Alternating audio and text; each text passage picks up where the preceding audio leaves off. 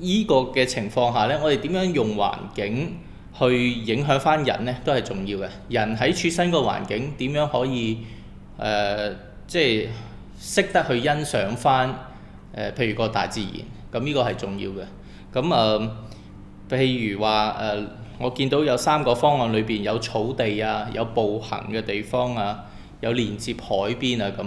即係呢個呢都係幫助我哋去培養嗰種文化嘅。點解咁講呢？草地本身係一種文化嚟嘅嚇，空曠嘅地方，陽光係一種文化嚟嘅嚇，因為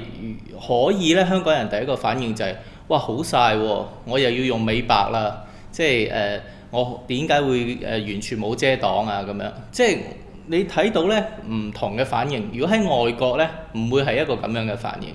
嘅。咁除咗我哋嘅化妝品廣告即係生意好咗之外咧，問題就係原來我哋點樣去睇同自然之間相處融合咧，好緊要嘅。不過咧，我就住3個計劃嘅一啲特色咧，可以有一啲嘅 sharing， 即係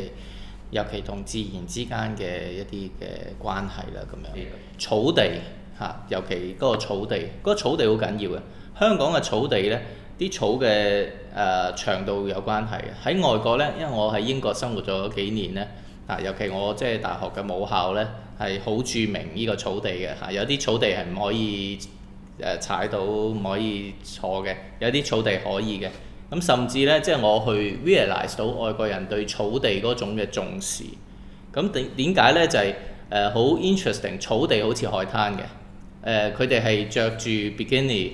嘅泳衣去曬太陽，因為草地就變成咗一個海灘啊，男男女女都係咁。咁所以咧，即係有一啲草地咧就好舒服，你坐落去嗰一大片綠色嘅 area 咧，對成個人嗰個即係心靈係有好唔同嘅一種感受。我覺得咧喺香港一個咁逼仄、咁多石屎森林嘅地方咧，如果有一大片咁樣嘅空間咧，係重要嘅。咁而呢一個嘅體驗咧，我相信香港人需要去體驗嘅。我只係想講咧就係、原來草地有佢自己一種咁樣嘅 perception， 一種咁嘅文化喺度，係我哋能夠置身其中係好有 enjoy 嘅。即係我喺外國咧睇到，哇！一望無際嗰種嘅草地嗰種感覺咧，嗰種嘅自由同埋嗰種嘅空間感咧，係我覺得喺香港呢個城市人裏邊咧係一種新嘅體驗嚟嘅。咁另外咧就係話樹嗰度咧。其實我哋如果學識去 appreciate 嘅時候咧，每一棵樹其實就係一個 ecosystem， 即係一個生態系統。佢幫助到好多周邊嘅，無論係動植物，即係好多，甚至即係有一啲嘅動物，即係嘅一啲嘅生存啊，又係供應食物啊、條件啊、調節嘅作用啊咁。呢個好緊要一樣嘢咧，就係今日我哋講生物多樣性 biodiversity， 咁但係可能香港人完全唔知道係咩嚟嘅，太陌生啦嚇，而係即係話物種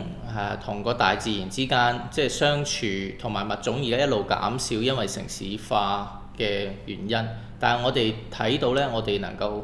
提供一個好大嘅空間去讓呢啲物種翻晒嚟嚇，可能係某些蝴蝶翻嚟，某些雀鳥翻嚟，咁嗰個咧係俾我哋咧喺城市裏邊再重新去接觸翻大自然嚇，嗰樣嘢係重要嘅。我有一個結尾嘅分享，可能就係經濟同環境之間嘅關係嚇，我點樣發展一個地方，點樣發展一個城市，而點樣唔係用環境成為一個代價，呢個係我諗不斷大家去討論，即係我相信呢個係值得我哋去諗呢，就係喺香港好多大型建設裏邊呢，除咗呢個可能係代表繁榮嘅象徵之外呢，我哋需要仍然考慮到環境嘅代價，考慮到即係生活嘅質素之餘呢，就係點樣能夠好和諧同個地球同個環境去相處。咁呢樣嘢我覺得香港作為一個國際城市係需要考慮嘅。